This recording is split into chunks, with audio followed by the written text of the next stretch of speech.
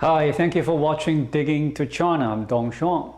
China's private education had been booming for years and a darling for investors both in China and overseas, building a $100 billion industry on the promise of the world's largest and most competitive schooling system. Then it got caught up in the Chinese government's sweeping efforts to rein in the country's technology giants. In July, Beijing unveiled new regulations that will put an end to years of sizzling growth.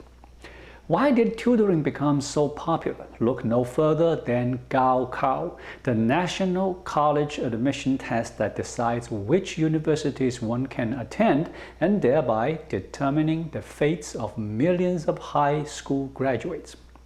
In 2020, only less than 2% of nearly 11 million students who sat for the Gaokao made it to China's Ivy League institutions like Peking, Fudan, or Tsinghua University. Gaokao is considered the only playing field leveler for those aspiring to move up the social ladder. Preparations begin many years before, in some cases as early as preschool, as parents try to give their children every possible edge. Most Chinese family has only one child. This only makes the competition more fierce. After-school tutoring flourished and online classes exploded during the COVID-19 pandemic. According to market research platform Zhan, there were approximately 340,000 more education-related enterprises in China in 2020 compared to the year before. The market is enormous. There are nearly 200 million students in China's K-12 age group, and about 75% of them attend or have attended after-school tutoring classes. Venture capital investors didn't want to miss such an opportunity. Alibaba, Tencent, and the SoftBank Group doled out more than $10 billion of funding last year alone. Then, on July 24th, it stopped. Beijing declared the industry had been severely hijacked by capital. The authority published new regulations, also called the double reduction rules, for targeting excessive homework and off-campus tutoring for students in the mandatory 9-year education system. It required private companies that teach compulsory school subjects to go non-profit, ban tutoring companies from going public or raising foreign capital, ban all tutoring related to the core school syllabus during vacations and weekends. Acquisitions are forbidden. Foreign firms are banned to acquire or hold shares in tutoring institutions. Online tutoring and school curriculum teaching for children under 6 years old are forbidden. Teaching of foreign curriculum or hiring foreigners not residing in China to teach is banned. Regulators have fined two of the biggest startups for false advertising. Alibaba-backed Zuoyebang and Tencent-backed Yuanfuda. However, tutoring services that focus on cultivating interests and practical abilities, say piano lessons, are encouraged. As a result, millions of private tutors lost their jobs. Global investors such as Tiger Global Management and Temasek Holdings are reeling. Plans for several mega IPOs already had been halted. Shares of listed tutoring firms had gotten hammered. According to Chinese media report, one of the reasons for the crackdown on after-school tutoring is that educational companies were putting profits above anything else. Most Chinese parents are willing to invest a large amount of money in their children's education, as they generally fear that their children will be left behind if they don't. The advertising of after-school tutoring agencies and their marketing strategies have also exacerbated parents' anxiety about their children's future. For example, one ad read like this: "Come to us, we will teach your child. If not, we will teach your child's competitors."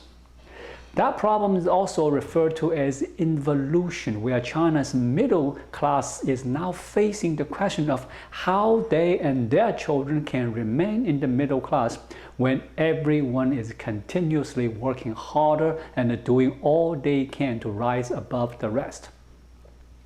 There is a popular term in China, "Jiwa," chicken babies, which refers to the phenomenon that today's middle-class parents in Chinese cities tend to arrange all kinds of training courses for their children so that they have a competitive edge over other children.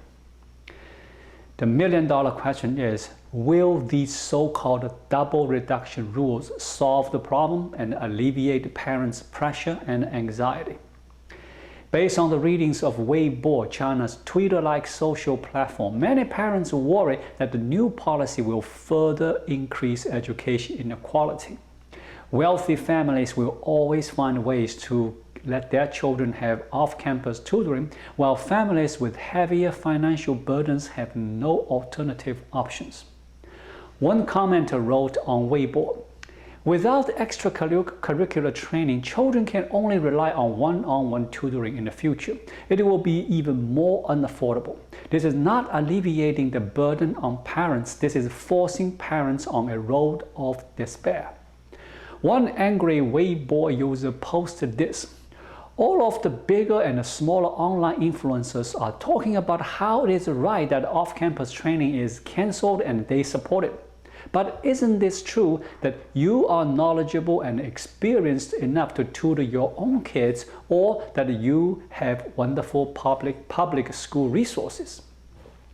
Before you write down your opinions, have you considered that there are parents out there in the remote towns and villages who haven't attended middle and high school, and who are raising their whole family in the hope that their children will be able to test their way out of these sad towns? Have you ever considered that the English teacher in some cities' public schools are art graduates retrained to teach literature, language, and math at the same time and have to manage classes of 50 children?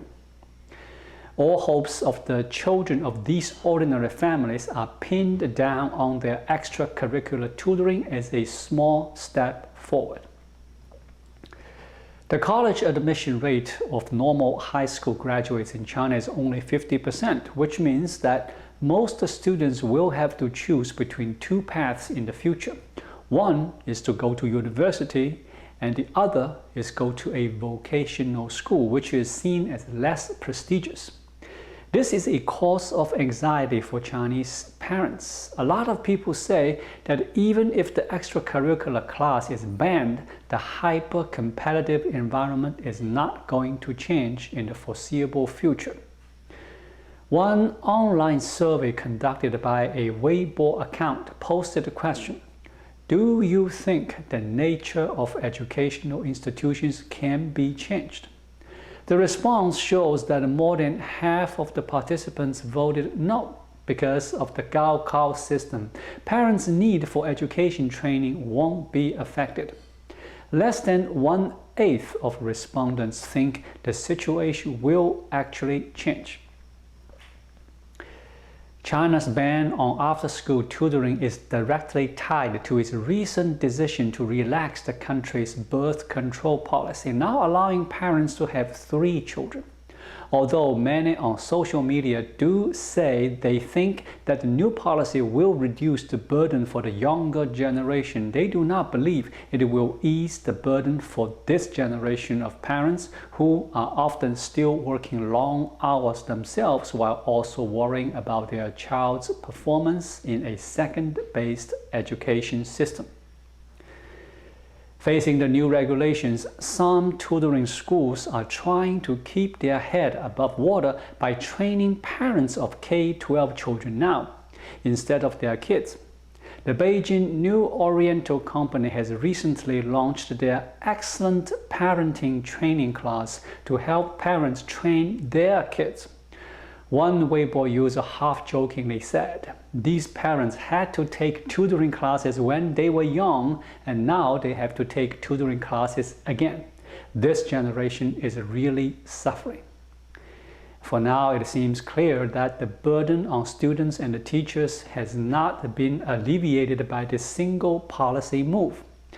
Many parents will continue to spend huge amounts on their children's future success, no matter what the cost. Thank you for watching. Please leave a comment and subscribe to my channel. Just click the subscribe button right here. I'll see you again shortly.